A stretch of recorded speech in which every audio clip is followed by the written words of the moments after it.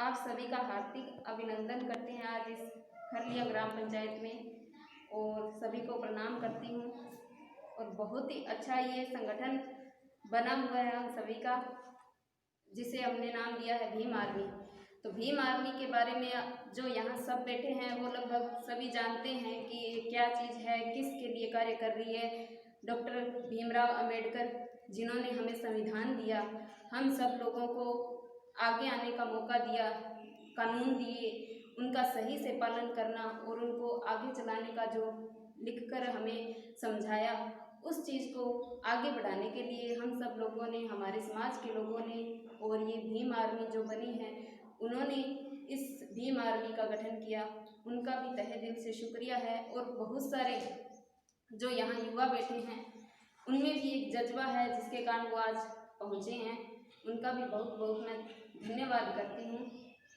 और ये भी कहना चाहती हूँ कि ये जो अपना संगठन है, कुछ लोग ऐसे भी हैं जो इस संगठन को जातिवाद से भी जोड़ते हैं, और कुछ लोग ऐसे भी हैं जो इसको ऊंचा और नीचा भी समझते हैं। तो मैं उन लोगों के लिए ये कहना चाहूँगी कि भीम आर्मी का मतलब ये नहीं है कि हम नीची जाति के हैं या ऊपर जाति के हैं। भीम आर्मी का मतलब है एक सिद्धांत जो हमारे भीमराव अंबेडकर जी ने हमें दिए थे, हमें संविधान बनाकर समझाया था कि हमें गलत का विरोध करना है, क्या गलत है क्या सही है इसकी पहचान करनी है और उसको विरोध करना है।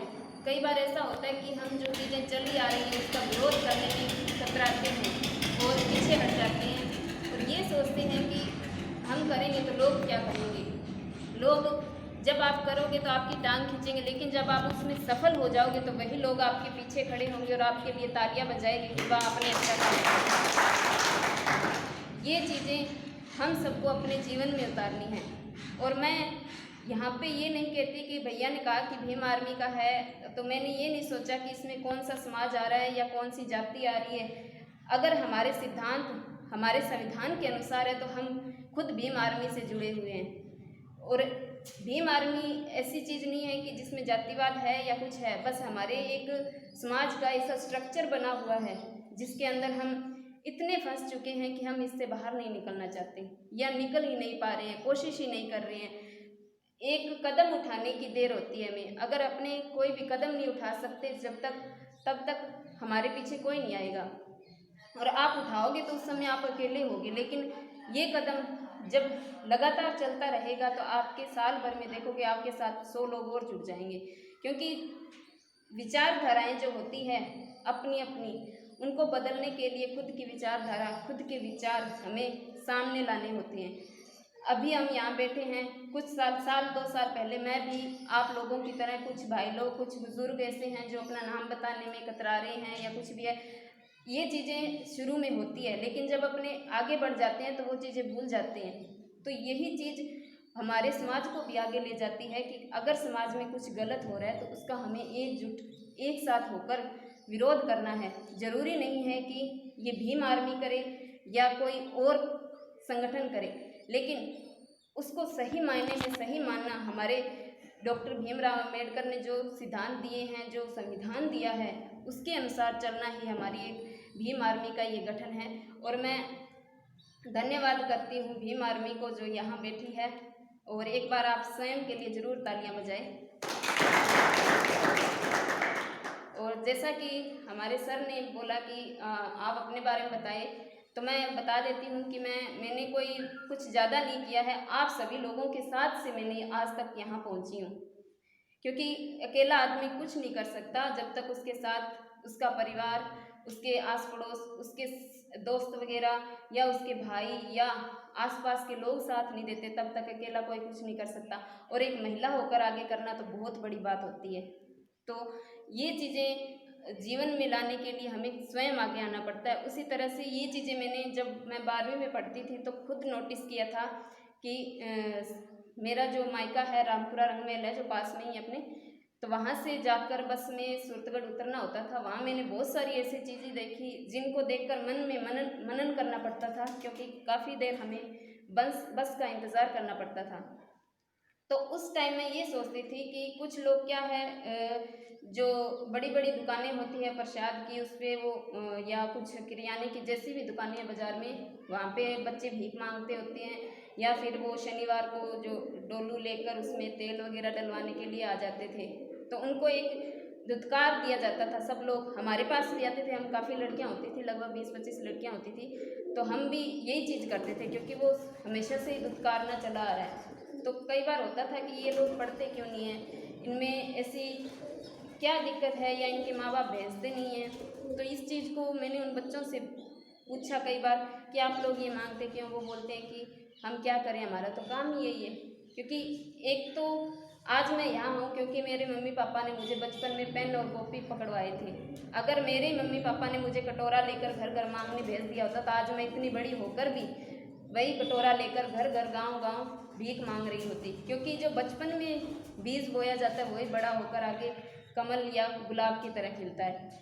तो उसी चीज़ को मैंने भी आगे चलकर जब मेरी शादी हो गई तो समाज सेवी के रूप में मेरे हस्बैंड मुझे मिले, तो इनके साथ विचारधाराएं मिल गई और हमने सोचा कि क्यों ना हम शिक्षा को लेकर आगे बढ़े। तो शिक्षा की शुरुआत हालांकि करना बहुत मुश्किल था, क्योंकि मैं भी कोई ऐसी नहीं हूँ कि हमारे घर में कोई घूंघट प्रथा नहीं है या बाहर जाना भी अलाउड है। वही सिस्टम है जो आज इस गांव का सिस्टम है कि आप घूंघट करो, वो है। लेकिन उसको पहले हमने घर में खुद तोड़ा है, खुद घर में झगड़ा करके घूंघट प्रथा तोड़ी पहली बार। तो उससे लगभग साल भर मुझे घरेलू औरतों की जो बातें होती हैं उसका मानसिक टॉर्चर जो होता है वो बहुत झेलना पड़ा।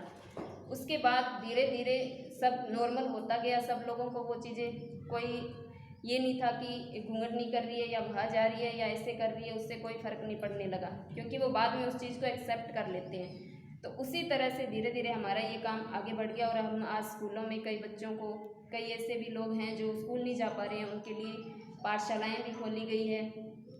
तो मेरा कहने का तात्पर्य यही है कि कोई भी अच्छी शुरुआत है आप अपने से ज़रूर करें। अगर ज़रूरी नहीं कि हम, अगर कोई बड़ा चौबारा है उसके ऊपर जाने के लिए हमें सीधी छलांग लगानी है तो वो हम कभी नहीं लगा सकते। उसके लिए पहले हमें एक कदम चलना होगा और एक ही सीढ़ी पायदान पे चढ़ानी होगी हमें, तो तभी हम उस चौबारे तक पहुंच सकते हैं। तो यही हमने किया था और आज हम, मुझे लग रहा है कि आधे रास्ते में हम पहुंच चुके हैं।